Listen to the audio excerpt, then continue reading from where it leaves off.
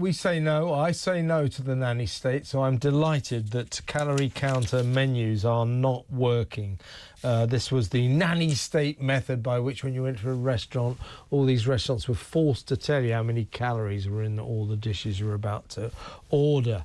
Anyway, it's very important because, diners have the knowledge. They know what was in, the number of calories, the healthiness of them. It's very important that they have that. Yeah, they got that knowledge and they don't care. They're just ordering unhealthy meals anyway. It's made no difference whatsoever. So this is a victory for the common man and the common woman against the nanny state.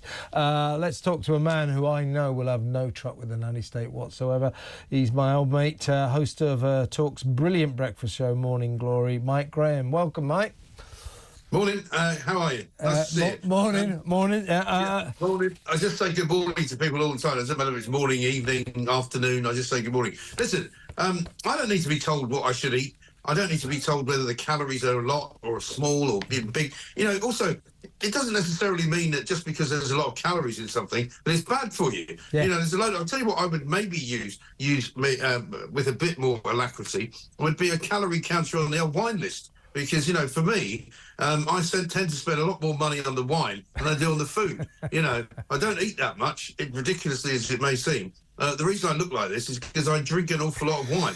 And as you know, Kevin, we've been out together many times. I'm calorie counting, and also my accountant is counting how much bloody money I'm spending on the wine, which is not good for me at all. I can confirm that you and I do get through a fair few bottles of wine.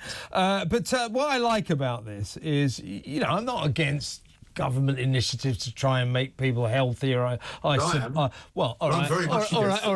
rephrase that. I'm against government initiatives to make people eat more healthily. This is nanny statism, and it is. But what I love about the British people is that all the proponents of this, all the kind of nanny status, they go, well, it's very important that people know how many calories they're eating, then they'll be able to make educated, informed choices. And they do now know, and they're making educated, informed choices, and they're still ordering the most calorie-counted, fat-filled meals. So they don't really care. When they're in a restaurant, like you and I want to do, Mike, they want to enjoy themselves.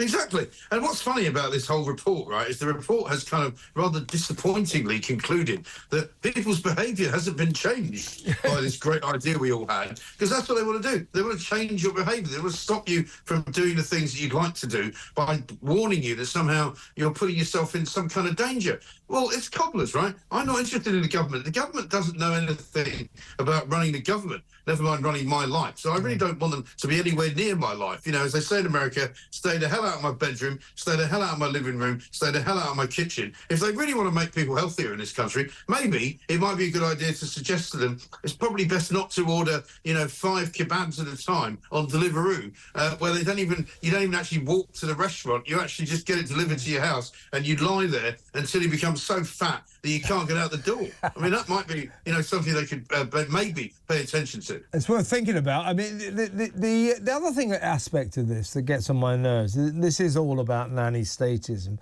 It's so patronising of them to think that, people like us, or just diners generally, have got no idea that, I don't know, maybe a full English breakfast is not the most healthy meal you ever had. Maybe fish and chips might have a fair few calories in it, and so on and so forth, that we just had no idea until they started putting calories on menus. I know. And that's the point, and you don't have a full English breakfast every day. If you did, you and I would probably be dead by now, But I might have one once a month, or I might have one once in a while if I want to, on a trip somewhere, or, I wake up in the morning and I feel particularly hungover, and I suddenly decide I want one. But, the same goes for, I remember when they started this, I went into, I think it was the Ivy, not the original Ivy, one of the Ivy brasseries, and they had a sort of, shepherd's pie had, 1,200 calories. Hamburger had, 1,500 calories. And it did have a sort of effect, because you sort of looked at it and went, oh, blimey, I'm not sure. What should I do here? but I didn't actually care because it's still quite a lot of calories, one. And two, I'm also having, 3 Bloody Marys and a bottle of claret. So, which they didn't tell me had any calories in them at all. Yeah. So it's just nonsense. It's complete nonsense. And I'm very glad that these bozos have worked out that it's not changing people's behaviour. Because I think, enough, just, sort out your own government, work out what it is that you do for a living, which is to try and run the country with some degree of, efficiency, which none of them do. Maybe what we should do is start putting, marks on them and go, you know what? If you don't actually reach the 1,000 points attainment after you've been in for 5 months, we're going to kick you out. I wish, mate. Try and get somebody else. I wish, mate. I wish. But I tell you, on a serious point, this is about public health policy, and it gives the lie to one of the foundation stones of public health policy, which is if you educate people, if people are informed about what they eat and they drink, then they will make decisions against eating this kind of or bad for you, unhealthy food. What this proves is that actually people are now informed, they are educated, they know how many calories are in the dish, and it makes no difference. They order that dish anyway because they're in a restaurant, they're having a nice time, and guess what? They like that dish and they're going to enjoy it. Exactly. And by the way, no matter how nice the dish is, there's a pretty good chance that when they leave the restaurant, if they're in central London, that they're going to get pickpocketed, mugged, shot, stabbed, or possibly something worse, possibly murdered on the way home. Maybe, just maybe, call me old-fashioned, the government should concentrate on keeping the bloody streets safe, so that when you come out of the restaurant, you're not going to die of a cholesterol heart attack, but you're also not going to be shot dead by some mad drug dealer. Absolutely. Eat, drink and be merry, for tomorrow we die. I mean, literally in London.